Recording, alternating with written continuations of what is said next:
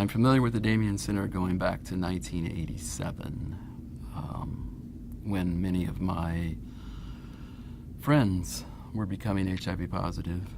It was founded back in the 80s when the HIV crisis hit. Some of them died what I call easily.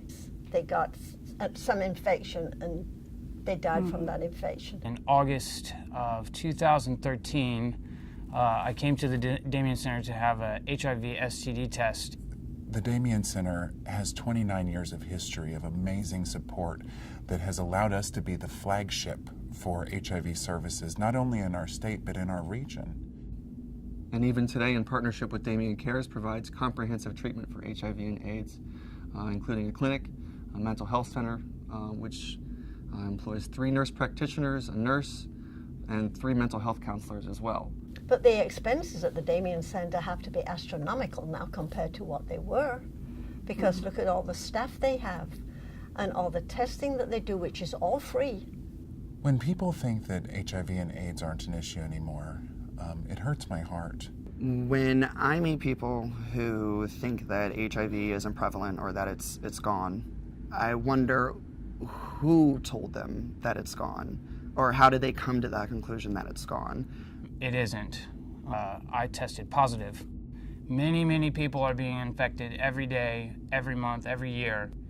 It worries me that there's a whole generation of individuals coming up in life that are unaware of the disease. I'm scared because it's very much in our lives today, whether it's through sexual activity or through drug use. In fact, until very recently, I would have counted myself among those individuals.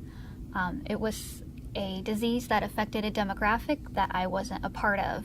So for me, it was never something that I felt I need to worry about. And the idea that people think that that's not a problem anymore is serious. I'm slightly horrified because that belief is exactly why it's still here.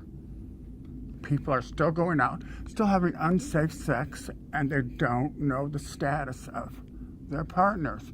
It's so simple to just make sure you're tested.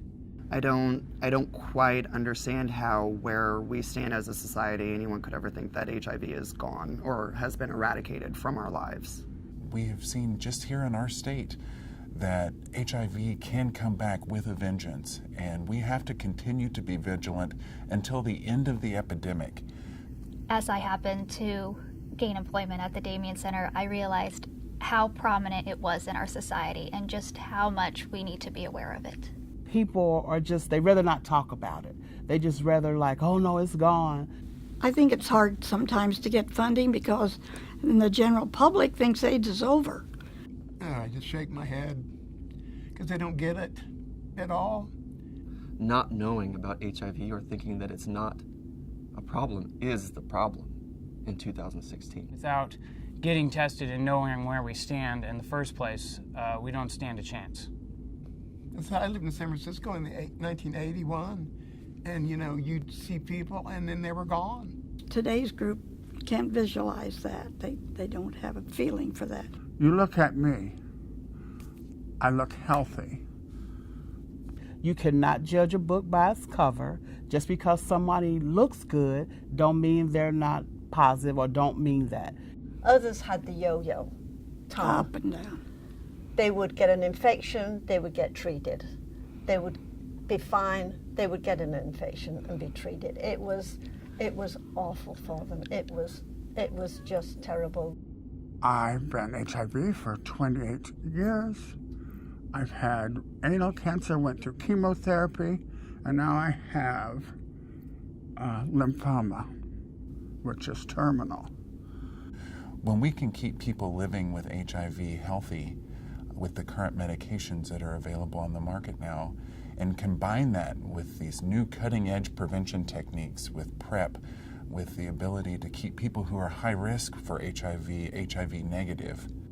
People that are practicing unsafe sex or intravenous drug use should be on the medication.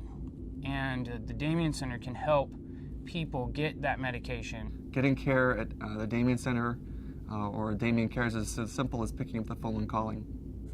That's a path to the end. If you are engaging in risky behavior or unsafe practices, get tested. Not knowing is the worst thing that we can do for ourselves. People think it's gone because it's not in the news every day. You know, especially it amazes me how the teenagers, the young adults, they just think it won't happen to them. Because I didn't choose to get AIDS. I mean, I grew up in the 80s when it was sex, drugs, have a good time. When they're young, they think they're impervious to everything. You don't always have to be gay to get HIV. It can happen to anyone. And they think that AIDS and HIV is an old queer status, is what they call it. It's for, the older people over 50.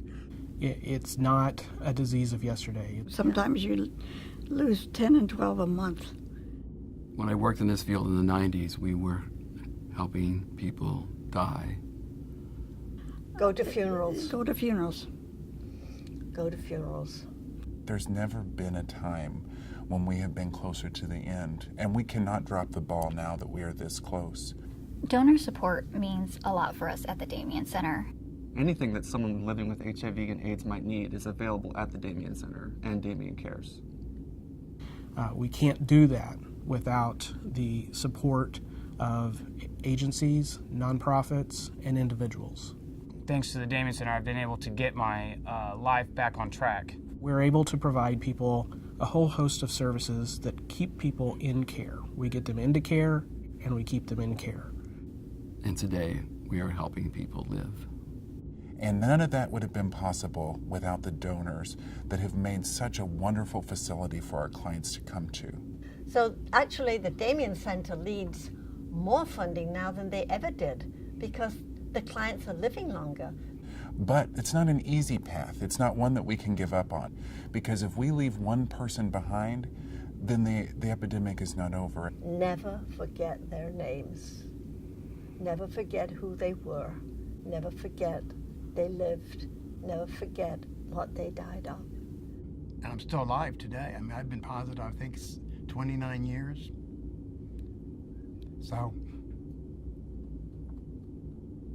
but I've lost a lot of friends.